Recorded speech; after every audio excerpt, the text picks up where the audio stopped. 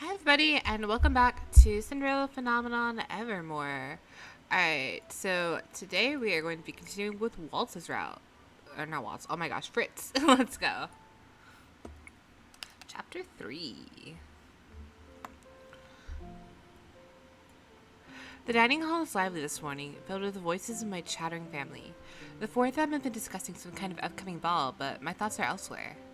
No matter how hard I try, I cannot dispel the image of that rain running down Fritz's cheeks like tears. Fritz was smiling by the night, but his sadness still seems to linger. I had to find some way to help him overcome it, but how? Lisette? Lisette? Rod's voice was loud enough to break me from my reverie. I look up at him startled. He just rolls his eyes before going back to his breakfast. The trick, is to say her name loudly enough to startle her out of her thoughts. Oh, I'll keep that in mind. I grumble as the two of them exchange a smile. You needed me for something? We wanted your opinion on a theme for the upcoming ball, dear. My opinion? I don't care what sort of theme it has. Emily and Ophelia are better at planning these elaborate affairs anyway.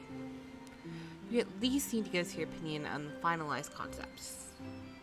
I wait for Ophelia to list the ideas. In the end, I consent to a mixed floral theme. Ophelia thinks it would be nice for the summer.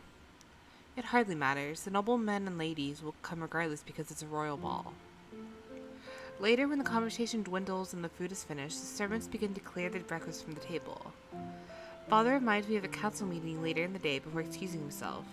Ophelia is quick to follow, saying she needs to work on plans for the ball. I am left with Emmeline and Rod. So, how is Sir Fitzgerald doing? Fine, I think. You think? He's been extraordinarily busy. I thought his resigning would mean no more obligations, but he still has so many loose ends to tie up. I hope he can have breakfast with us again soon. Is something wrong? I was just thinking about the last time he had breakfast with us. Oh. For a few moments, the dining hall is quiet, save for the clatter of plates and utensils as the kitchen staff remove them from the table. Last time Fritz was here, he managed to accidentally impale the table with a fork and knock over a platter of fruit. He also nearly hit a man in the head with a spoon. Oh my god, Fritz. Poor baby. Well, it's a fun memory to look back on. How did he manage to throw the spoon backwards at one of the servants? It slipped out of his hand? It's remarkable how Fritz can be so composed one moment and shockingly clumsy the next. I believe he said he was extremely tired that day, but... Emmeline laughs. Sir Fitzgerald is a wonder. He is. Ever since that incident, he's been purposely avoided invitations to breakfast. I clear my throat. Well, I have some morning errands to run with Fritz, so I'll excuse myself early. Emmeline and Rod both look at me quizzically. Errands? Personal errands. Tell Father I'll be back in time for the council meeting. The three of us exchange farewells before I head out.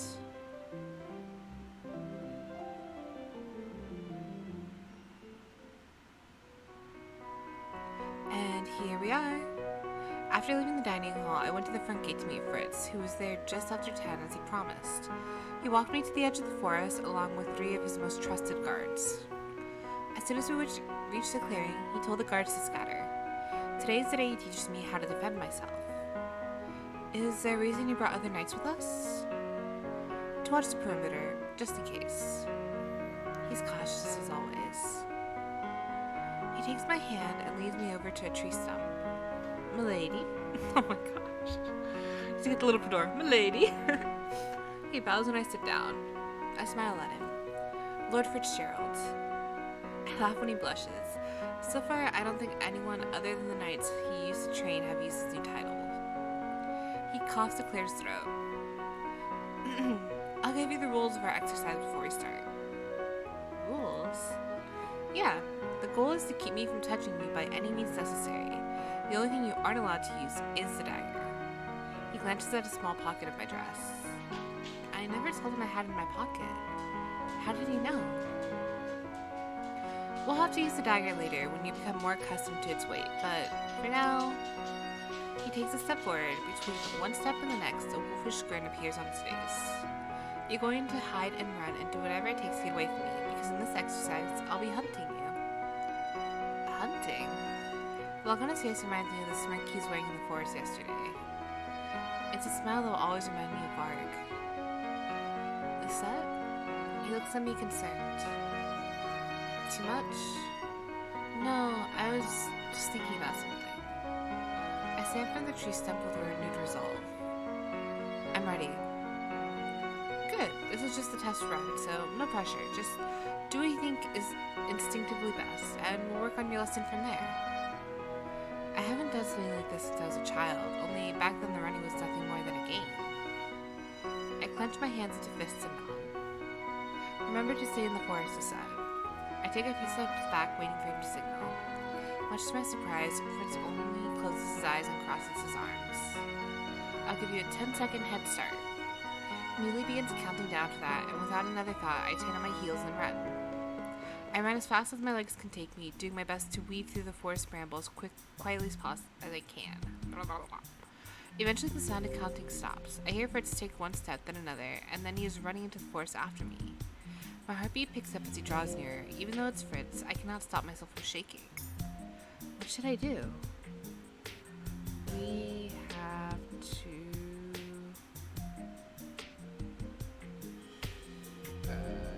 hide. Fritz is a fast runner, and I have no doubt he will catch me if I continue at this pace. It might be more effective to hide from him. I quickly scatter the leaves in front of me and sweep them in opposite direction with my foot, hoping that Fritz will assume I've gone the other way. I then put my back to the nearest tree and hold my breath as he approaches. I do my best to still my breathing, even going so far as to bite down on my lip as I press myself into the tree and try to make myself small. It's only when Fritz disappears around the bend that I lose a breath incredulously. It worked? No sooner had the thought occurred to me that I suddenly hear a voice on my shoulder. Boo! I jump away from the tree with an undignified yelp, then hurry to reach for something I can use as a weapon. I find a loose branch on one of the trees, snap it off, and hold it before me. Fritz immediately goes on the offensive, reaching out to grab me as I shrink away. I hold the branch up in front of me like a shield. Clever. He stalks just out of range, his footsteps quiet as he circles me. It almost feels like an animal toying with its prey. I'm so busy watching Fritz's movements that I do not notice when he suddenly pivots in my direction. I take a step back, but come back to back with a tree trunk. I hold up my branch, but it's useless. Fritz grabs the branch with one hand and leans forward to plant a kiss on my forehead. Caught you!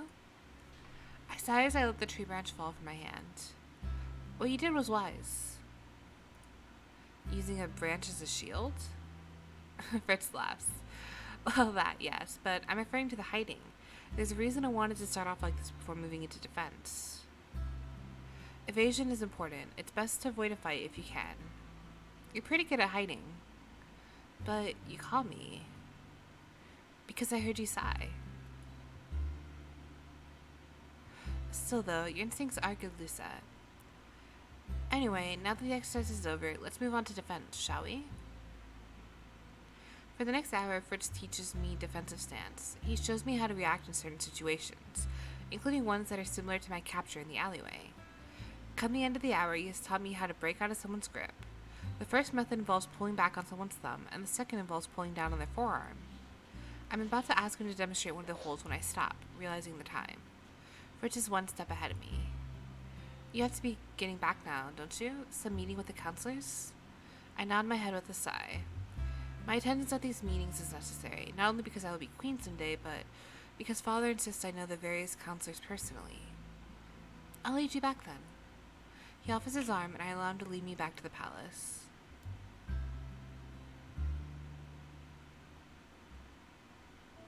The council meeting goes on longer than expected. By the time the counselors are finally excused, it's just Father and I in the room.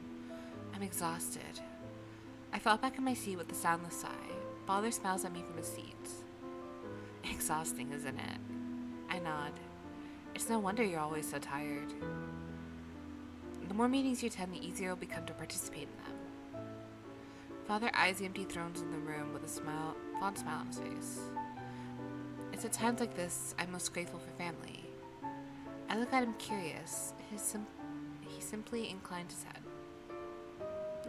It's always easier to shoulder your burdens if you have loved ones there to pick you up. Before, I shunned others and refused to let myself be a part of the family. I didn't think I ever needed to depend on anyone. Now I realize that depending on others isn't a weakness, but a strength. I allow myself to lean on my family and on Fritz. I hope Fritz feels comfortable doing the same with me. Lucette? I look up at my father. How are things going between you and Lord Fitzgerald? They're fine. Why do you ask? Perhaps it's not my place to ask, but have you spoken with him recently about what he plans to do after his retirement paperwork is complete? Fritz hasn't mentioned anything to me, but I don't want Father to worry needlessly about our relationship. He's spoken about it some. Oh, I'm glad. He seemed at a loss when I spoke to him the other day. Strange. I wonder why Fritz brought this up to Father and not to me. I have no doubt that you'll help him figure something out. I stand abruptly. If I may, Father, do you mind if I excuse myself for a couple of hours? I have another meeting later, and I would like to enjoy my break while I still can. Of course. Thank you for your hard work, Lucette. Father offers a cordial nod as I leave the throne room. No sooner have I walked out onto the corridor than a person steps in front of me, efficiently blocking my path. Good afternoon, Lucette. I stumble back in surprise. Fritz smiles apologetically. Sorry, I thought I'd wait for you out here. Where were you even hiding? Hiding? I wasn't hiding. I was just standing right outside the door. How did I miss him? Fritz's eyes glimmer as he leans toward me. Are you free now? For a few hours. I'm assuming you want to go somewhere? I always want to go somewhere with you, Lucette. He's so cute. He's so cute. But yes, if you have the time, I'd like to take you out to town today. There's something I'd like you to see. Then, by all means, please lead on. Fritz takes my hand and begins to lead me down the corridor. As we approach the gates, I recall what Father said in the throne room and paused, considering. He said that Fritz discussed something about the future with him, something he has not yet told me. Is there a reason he doesn't want to say anything to me? Is something on your mind? Or did I just miss his words? Oh no, I was just thinking about the meeting. There must be a reason Fritz hasn't said anything. I should leave it be for now. What was the topic today? Was it another meeting about the rising crime rates? More or less. And what was the consensus? Most everyone suggested an increase in security. Many of the counselors suggested having the nights work extended hours. Fritz furrows his eyebrows, looking disgruntled. I vetoed the idea. If we wanted to make that work, we'll have to increase the number of nights we send out, not the hours we make them work. No offense, but these rich men know nothing about how difficult a night's job is. I am no knight, but I know how hard Fritz and Jurian work. They don't. Father agreed with me on the matter. He also insisted that Jurian be there to provide her own expert opinion. Father, He stops suddenly and shakes his head. Never mind. I'm sure His Majesty was glad to have you there to echo his opinions. Yes, but it took a while to convince the counselors. That's the reason the meeting went on for so long. Well, at least it's over now. He squeezes my hand and smiles as we head out toward the gates and into town. Fritz takes me to the edge of the main plaza, where a large crowd is already gathered. I nod my head politely at the townsfolk who meet my gaze. What's happening here? Fritz smiles. You'll see. It's a surprise. He leads me to the front of the crowd. I direct my attention to the central object of attention, a large stand. Behind it stands a man I recognize. Hello everyone, my name is Walt, and today I'll be telling you all the story. I had no idea Walt had a show planned for today. Walt begins his show with practices as a long-time performer. Today he has puppets and is sitting behind a stand and using them to act out a scene. Once upon a time, in a land far, far away, there lived a little witch. The little witch had a best friend who happened to be a human girl. The story goes on with Walt playing both of the characters. It's a short about a witch who does magic for a friend every day. But then one day, magic disappears, and the little witch no longer has any magic with which to impress her friends. For some time, the little witch is ostracized. She feels alone and sad because she no longer possesses the thing that she thought made her special. But at the end of the story, the little witch's friends return. The little witch's friends told her that even if she could no longer use magic, that didn't mean her magic was gone. She still had magic. One of the puppets points at another. Magic that was in her heart. He smiles. And regardless of the magic that used to exist, we all have magic in our hearts. That is why even today, the little witch and her friends can live happily ever after. I'm surprised at the loud applause. The people liked this story? It's hard to believe after hearing what my captors said to me. They made it sound as if witches were being discriminated against. I turned to look at Fritz, who was applauding with everyone else. I thought you needed to see this. You're not the only one trying to pick up the pieces from 2 years ago, Lisette. You're not alone in this. Fritz. The applause dies away as some of the children rush forward to bombard Waltz with questions. Most people did not know what Waltz was a witch until he publicly announced it 2 years ago. He did it hoping it would ease tensions between the humans and witches. Fritz leans over and grabs my hand. He pulls me away from the crowd and to the outskirts of the plaza.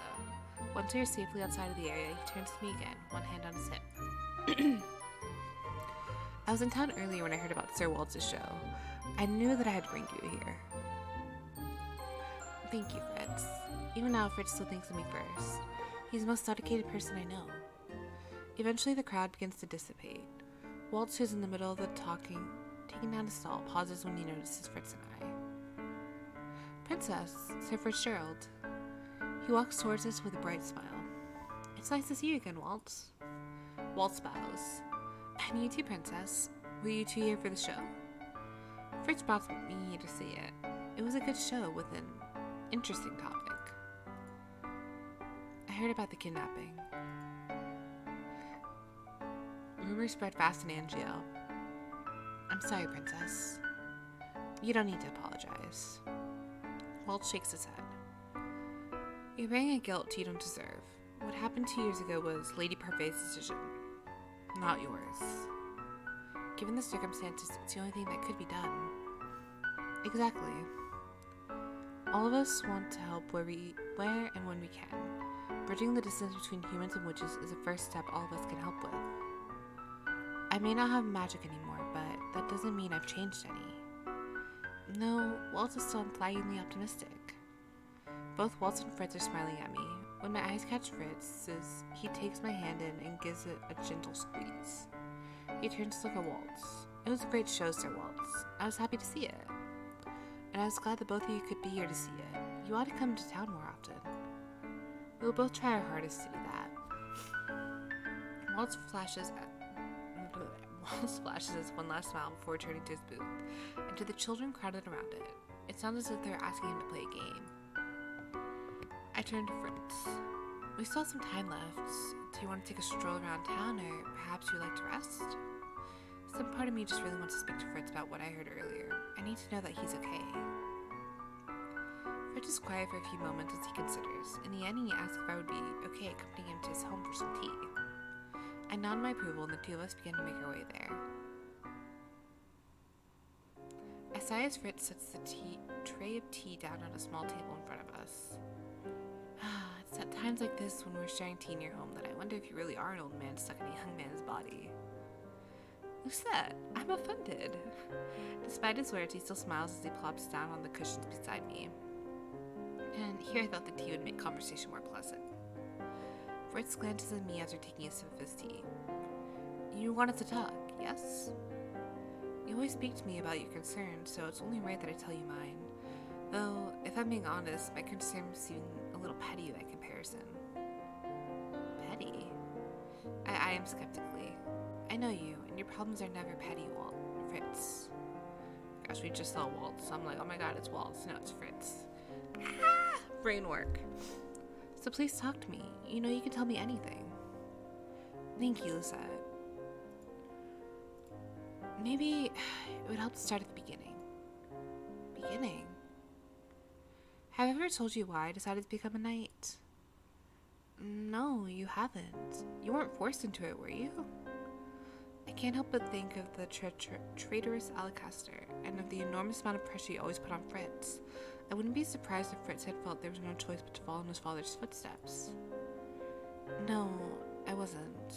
Fritz lowers his teacups and stares into it, his eyes filled with melancholy. Slowly, I slide toward him and lean my head on his shoulder. Back when I was a child, there was nothing I loved more than listening to my father talk about the nights. Because he had such long days, I usually stuck at home with the servants. They didn't interact with me so much, so I was usually lonely up until the moment my father returned home with his sword in hand. When he came back, he would tell me stories over dinner. He used to tell me the tales of knights in shining armor, of men who protected the kingdom with their lives. He told me about the noble counselors and of Angel's honorable king. The pictures he painted were filled with chivalry and heroism. For a few moments, Fritz is quiet, his eyes cloudy with memory. I loved him so much, and I was proud to be his son. That didn't change even when we grew distant. I had always thought my father's dedication to putting the kingdom first was admirable. Later, when I decided I wanted to become a knight, my father trained me, even allowed me to use his own sword. The day he was made commander, we celebrated with the same tea. He draws away from me with a sigh. Suddenly, he looks stiff. Back then, everyone thought of me as a shadow. They said I had no individual aspirations, that I may as well have been a copy of my father. I think I proved them right when I followed in my father's footsteps and joined the Knights, but he looks at me and smiles gently. I never let the cynicism get to me. When I learned that I was to become the princess's own personal knight, I didn't mind being compared to my father. All my priorities shifted to you. I saw the way you closed people off, the way you were compared to your mother, and He sighs as he picks up his tea. I understood because my whole life too I'd been compared to my father. But you never lived in your father's shadow. You've always been your own person, Fritz. Maybe, but either way, the fact remains that for all those years, the only thing I believed myself capable of was being your knight. I was happy to focus on my duties because I had nothing outside of them. Fritz's shoulders sag. The truth is, Lucette, I'm terrified of what comes next. I'm nothing without my sword and armor. Those people were right. I aspired to be like my father, and even when he's gone, I took up his mantle as commander without complaint. I followed his footsteps exactly, and now that I have to give up my responsibilities, I have only you. This is what I've been wanting for years, but he sinks even further into his cushions, his gaze forlorn. Now that I'm no longer a personal knight, I have nothing to offer you, Lucette. His voice is small and weak. I love you so much, but I am not good enough for you. I have no plans for my future, nothing else that I can be besides your knight. What am I without my title? My whole life, I've been trying to live up to others' expectations. First my father's, then the king's, and now yours. And I have never been good enough. I set my tea down so I can look into his eyes. Fritz, that's not true. There's more to you than your past. You have your entire future ahead of you. You can be yourself without anyone ruling over your life. Fritz looks at me. The expression on his face is so gloomy that it makes my heart sink. Yes, and that terrifies me. Because who even am I, Lucette? When I don't answer immediately, Fritz leans forward and grabs my hand. Do you know who I really am, Lucette? Do you know what sort of person I am beneath all of these expectations? I'm a selfish fool. Fritz, I've known you for a long time. A longer time than most people. I squeeze his hands and look at him confidently, unperturbed. No matter what side of yourself you show me, and no matter what you decide to do with your life, I will always support you. I will always love you. For a long moment, the two of us just stare at each other. Fritz's expression is carefully blank, as if to conceal his emotions. May I ask you a question then? You have to promise to answer truthfully. I promise. He hesitates, but only for a few seconds. Did you ever love Varg? What? The moment Fritz mentions the name, the president falls away from me. You can't make something from nothing. Some part of your precious Fritz became me, princess. There's already something dark and twisted in his soul. The curse just brought it to life, and now here I am. I guess his emotions about you are too strong. It rubbed off on me, and now I'm stuck caring about you too. Stupid. We both know who you'll choose when the time comes.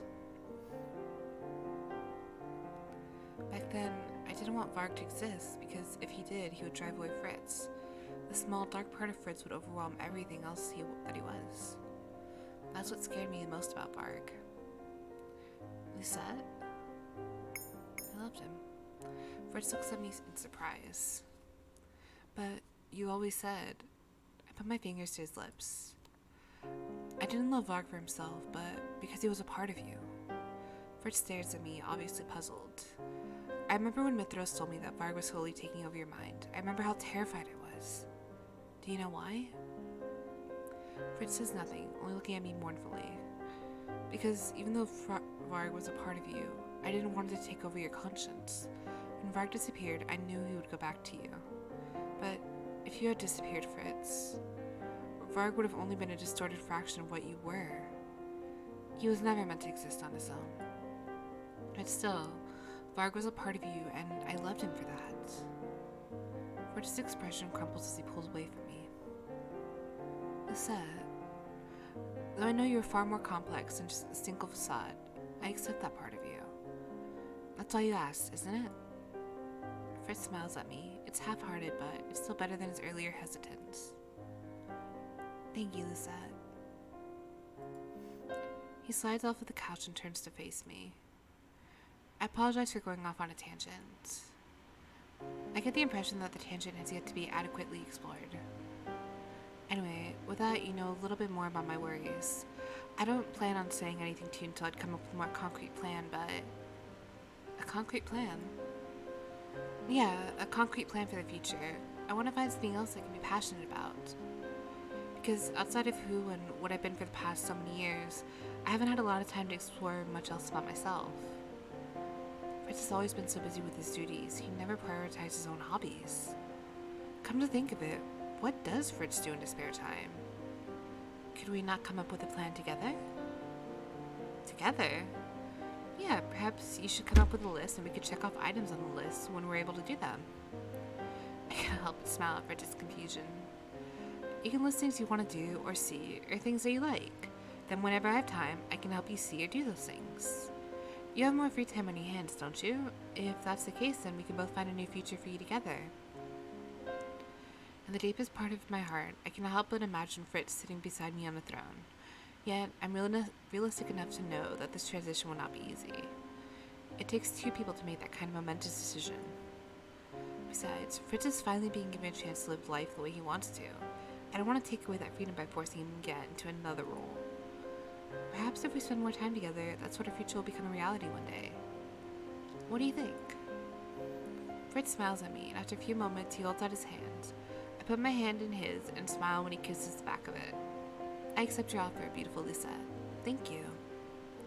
It's my pleasure. Oh, but before any of that, I point out his tea and raise my eyebrows. Finish your tea, Lord Fitzgerald, otherwise it'll get cold.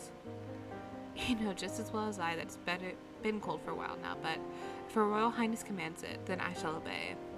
He plops back down on the couch and scoots closer to me, close enough to wrap an arm around my waist. I spend the remainder of my free time at Fritz's side, wondering if there's anything I can do to help him beyond the assistance that I've already offered. Alright. Thank you guys so much for joining. I will see you next time on Chapter 4. Hope you guys have a great day and you're enjoying this, and I'll see you next time. Bye!